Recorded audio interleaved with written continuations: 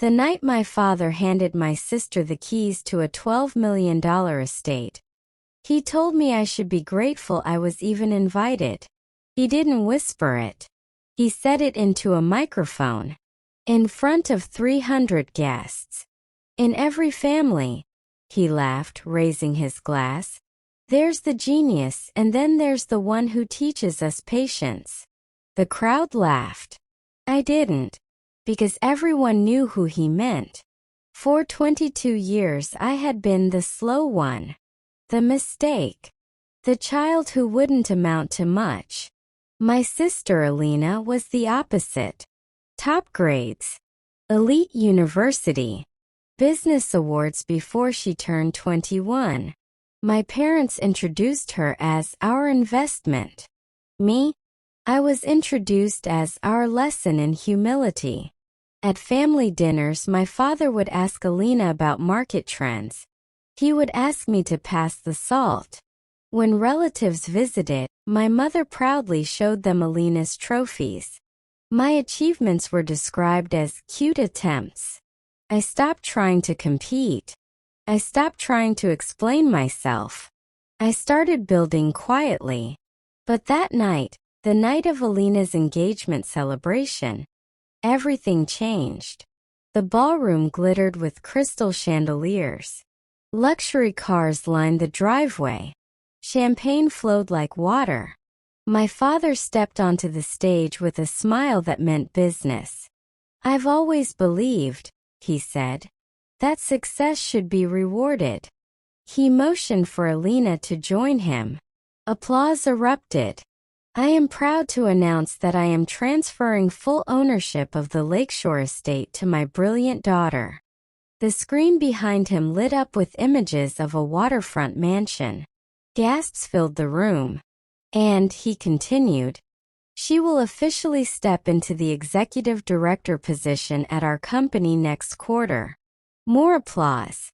Then he glanced at me. And as for our other daughter, well, she has her own journey to figure out. Laughter. Soft. Polite. But loud enough. That was the moment I realized something important. They weren't just underestimating me. They were comfortable doing it publicly. But what my parents didn't know, what none of them knew, was that someone else had been watching this pattern for years. My grandfather. He never interrupted when my father mocked me. He never defended me out loud. But he watched. Every dinner. Every comparison. Every humiliation. And unlike my parents, he asked me questions. Not about grades. Not about trophies. About ideas. While they were busy building Alina's spotlight, I was spending weekends in my grandfather's study learning about long-term equity positions, private investments, and silent acquisitions. He never called me slow. He called me patient. 2 months after that engagement party, my grandfather passed away. The house was silent during the reading of the will. My parents sat confidently. Alina looked bored. They expected predictability. My father cleared his throat as the lawyer began. Mr. Raymond Carter has left the primary estate, including his antique properties, to his son. My father smiled slightly. However, the controlling shares of Carter International Holdings, my sister straightened, have been transferred entirely to his granddaughter, Elena Carter. Silence. Heavy. Confused. The lawyer adjusted his glasses. The share value currently stands at $49.6 million. My mother blinked. That can't be correct, my father said. The lawyer slid the documents across the table. Additionally, he continued, Miss Carter will retain full voting authority and strategic control over all expansion initiatives. My sister turned toward me slowly. You, she whispered. I didn't smile. I didn't celebrate. I simply met my father's eyes for the first time in years. And for the first time he didn't look amused. He looked uncertain. Because the slow daughter now held the majority power in the very company he had just publicly handed to my sister. The irony was surgical. I didn't raise my voice. I didn't remind them of the engagement party. I just stood up. "I'll be reviewing the board structure next week," I said calmly. My father laughed nervously. "You don't even understand the operational layers." I held up a folder. "I built 3 of them." Silence again. That was the day they stopped laughing. But it wasn't the day they started respecting me. Not yet. Because power doesn't change people. It reveals them. And what it revealed next changed our family forever. The silence in that lawyer's office didn't break for nearly 10 seconds. 10 full seconds of my father trying to process a reality where he wasn't in control. "That's impossible," he finally said, standing up. "She doesn't have the experience." The lawyer didn't blink. "The documents were signed 3 years ago." 3 years. That meant my grandfather had made his decision long before the engagement party. Long before the public humiliation.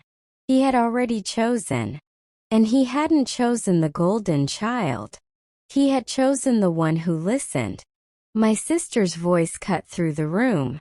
"This has to be temporary. There must be a clause." "There is," the lawyer replied calmly. "If Miss Elena Carter willingly forfeits control." All eyes turned to me. For 22 years I had been trained to feel small in moments like this. To shrink. To apologize. But something strange happens when you realize you were never the weak one. You stop performing weakness. "I won't be forfeiting anything," I said. My father's jaw tightened. "You think money makes you powerful?" "No," I replied evenly. "Preparation does." The following Monday, I walked into Carter International headquarters not as an assistant, not as a guest, but as majority shareholder. The receptionist almost didn't recognize me. Neither did most of the senior executives. Because while Alina had been interning in the spotlight departments, marketing, public relations, investor meetings, I had been placed quietly in logistics and infrastructure. The boring side of the company. The side that actually made it function.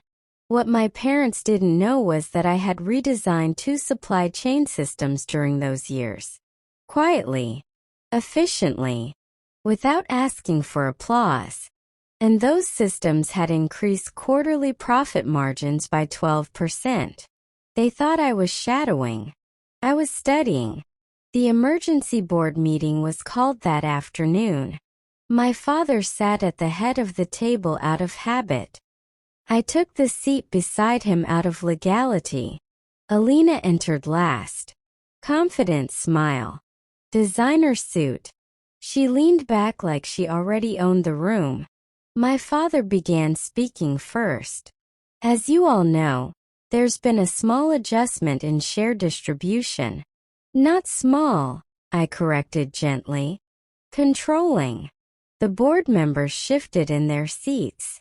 Numbers matter in rooms like this. And the numbers were now mine. Alina crossed her legs. "Well," she said smoothly, "experience still matters." "Agreed," I nodded. "Which is why we'll be reviewing executive qualifications today." That caught her off guard. The projector screen lit up. Slide after slide. Operational reports. Forecast corrections. Risk assessments. All prepared by me. Over the last 2 years, my father's expression changed with each page. "These projections," one board member said slowly, "they're more conservative than our current expansion plan." "They're realistic," I replied. Alina scoffed lightly. "Fear-based leadership kills growth. Overconfidence kills companies," I said calmly. The room went quiet. Because beneath the sibling rivalry was something much bigger. Debt. Hidden debt. And I had found it 6 months ago. Aggressive overseas investments my father had approved to impress shareholders. High risk. Low backup liquidity. If one market dipped, the company would bleed. He had gambled to keep his image strong. And he hadn't told anyone. I changed the slide. There it was. The exposure numbers. Clear. Undeniable. My father's face drained of color. You went through confidential files, he demanded. I went through family assets, I replied. Technically true. The board members leaned forward. This level of risk is dangerous, one of them muttered. Alina's confidence flickered. This is exaggerated, she insisted. It's documented, I said, sliding printed reports across the table. For the first time in my life, my father didn't interrupt me. He couldn't.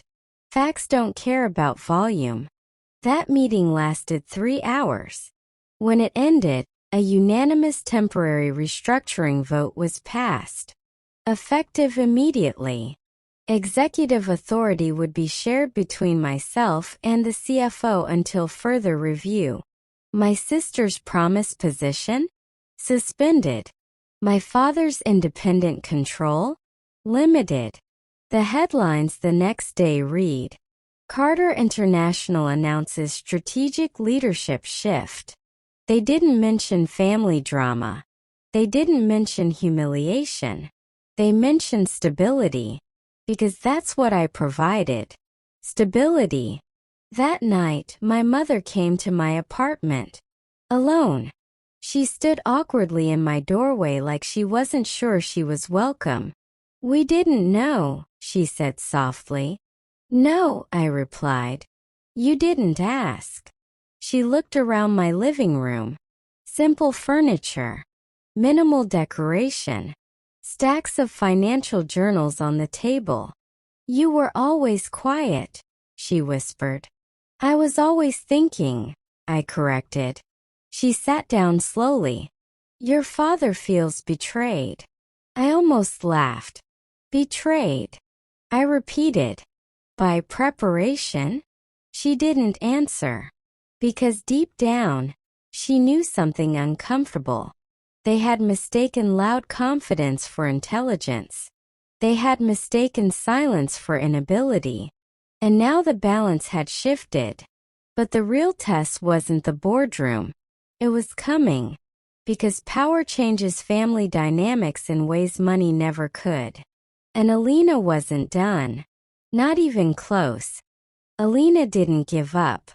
The next morning, she stormed into the office wearing her sharpest power suit. Confidence plastered across her face. Everyone listen, she said loudly. I've earned my place here and no one can take it away. Board members shifted nervously.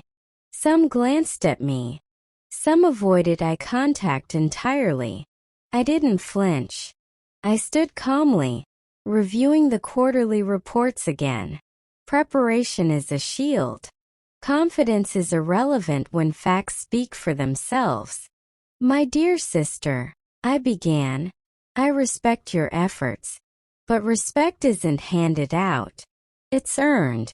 And as of today, control will be exercised based on verified performance and strategic planning, not family hierarchy. Gasps echoed. Alina's smile faltered. Her voice dropped a few octaves. She didn't expect me to speak with such authority. The CFO cleared his throat. The risk exposures that were ignored in the last 5 years have been mitigated. Control of these operations must reflect competence, not inheritance. Alina's jaw tightened. You're undermining me, she hissed. No, I replied softly. I'm protecting the company you were entrusted to run. And the only way you can reclaim authority is by demonstrating tangible results. My father, who had been pacing the room nervously, finally froze. He looked around the boardroom as if he were seeing everyone for the first time. The executive's eyes were no longer on him. They were on me. Later that evening at the shareholders' reception, whispers of the boardroom upheaval spread like wildfire. No press coverage yet. Just insiders.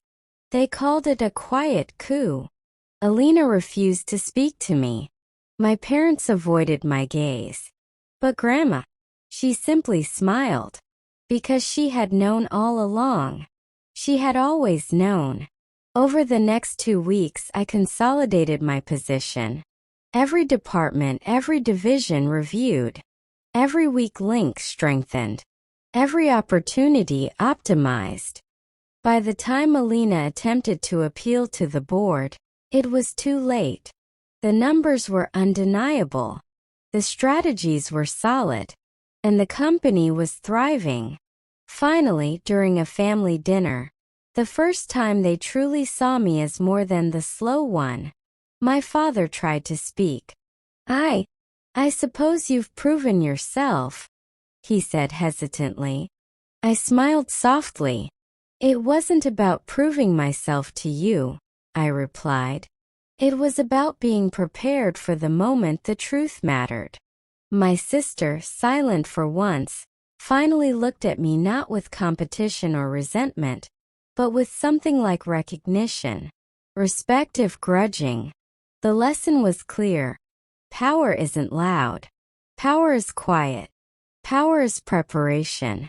And for the first time in 22 years my parents understood.